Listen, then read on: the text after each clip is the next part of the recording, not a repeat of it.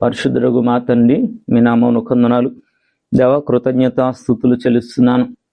ఈరోజు విజ్ఞాపన దినమందు ఈ విజ్ఞాపన ప్రార్థన ద్వారా దేవ ప్రతి వారు విజ్ఞాపనకర్తలుగా చేసి మీ దీవెన ప్రతి వారికి మీరు దాచేయమని ప్రార్థిస్తున్నాం. దేవా నీకు వందనాలు. ఈరోజు నీ వాక్యము చేత నాయన స్పష్టముగా వారితో మీరు మాట్లాడండి నాయన. వారి హృదయాలు తెరచి నీ వాక్యాన్ని వింటున్నారు గనుక ఆ వాక్యము నాయన వారి హృదయంలో భద్రం చేసుకుని ఈ దినమంతా వాక్య ప్రకారంగా జీవించగలిగినట్లుగా సహాయం తెచ్చాను. వారిని వారి కుటుంబాలపై నీ కృప ఉంచమని ప్రార్థిస్తూ యేసుక్రీస్తు నామములో అడిగిడుకున్నాం తండ్రి, ఆమేన్. దేవుని వాక్యం చదువుకుందాము. యోహాను సువార్త 13వ అధ్యాయము 18వ వచనం. నేను ఏర్పరచుకున్న వారిని ఎరుగుదును. చదివిన వాక్యం ద్వారా రావలసిన దీవెన ప్రభు మేలరకు దయచేయునుగాక, ఆమేన్. ఈ దినము వాక్యములో నేను ఏర్పరచుకున్న వారిని ఎరుగుదును అంటున్నారు ప్రభు.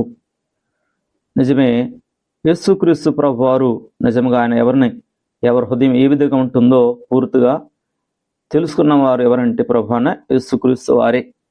ఎందుకంటే ఎవరు ఏ రీతిగా ఉంటారో, ఎవరి హృదయం ఎలా ఉంటుందో ఎవరో తెలుసు అంటే ప్రభునకు తెలుసు. అందుకనే నేను ఏర్పరచుకున్న వారిని నేను ఎరుగుదును అన్నారు. అందుకనే దావీదు కీర్తన 139వ కీర్తనలో 1-2 వచనాలు చదివితే, నేను కూర్చునుట నేను లేచుట నీకు తెలియను, నాకు తలంపు పుట్టక మునుపే నీవు నా మనస్సును గ్రహించున్నావు. కనుక దేవుడు చూడండి, మనం చూసిన వాక్యములో దావీదు రాస్తున్నాడు, యెహోవా నీవు నన్ను పరిశోధన తెలుసుకున్నావా, నేను కూర్చునుట లేచుట అంతా తెలుసు. నిజమే, ప్రతి వారి వ్యక్తి జీవితంలో ప్రభునకు తెలుసు మాట, కూర్చునుట లేచుట కూడా.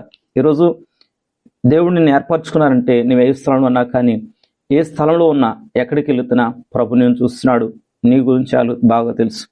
కనుక అందుకనే వాక్యాన్ని వింటున్న వాళ్ళారా, నీ జీవితంలో కూడా మనము వాక్యంను బట్టి నేర్చుకోవాల్సిందంటే, నువ్వు ఏ స్థలం ఉన్నా కానీ ప్రభు నేను చూస్తున్నాడు, ఎందుకంటే నిన్ను ఏర్పరచుకున్నాడు.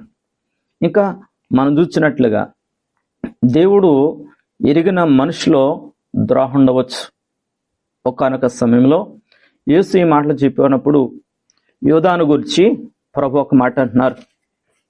మత్తయి సువార్తలో 26వ అధ్యాయంలో, మత్తయి సువార్త 26వ అధ్యాయము 21 నుంచి 22 వచనాల వరకు చదివినట్లయితే మనకు ఒక మాట అక్కడ చక్కని మాట కనబడుతుంది. చూద్దాము. వారు బోధన చేర్చుండగా ఆయన మీలో ఒకడు నన్ను అప్పగించుచున్నాను మీతో నిశ్చయంగా చెప్తున్నాను. అందుకు వారు బహు దుఃఖపడి, ప్రతి వాడు ప్రభువా నేనా అని ఆయన అడుగా, ఆయన నాతో కూడా పాతలో చేయించినవాడు. కనుక ప్రభు ఎవరైతే అప్పగిస్తున్నారో ఎవరు తెలుసట, ప్రభువును తెలుసు. అందుకనే ఆయన ఎవరైతే అప్పగిస్తున్నారో కూడా అది కూడా ప్రభు తెలుసు. కనుక దేవుని వాక్యంలో మనం చూసినట్లయితే అందుకనే జాగ్రత్తగా ఉండాలన్నమాట.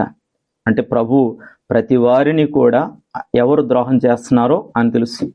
నువ్వు కూర్చోండి తెలుసు, నువ్వు ద్రోహం చేస్తున్నావా అది కూడా దేవుని తెలుసు. అందుకనే ఈరోజు దేవుని వాక్యంలో మనం చూసినట్లుగా ఇంకా ఆయన ఎంపిక చేసిన వాళ్ళ బాధ్యత.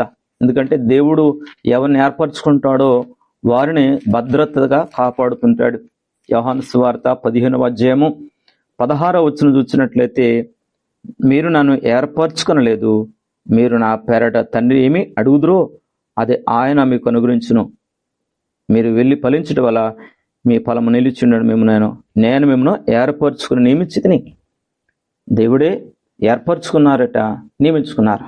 కనుక భద్రత కూడా ఆయన ఇస్తుంటాడు.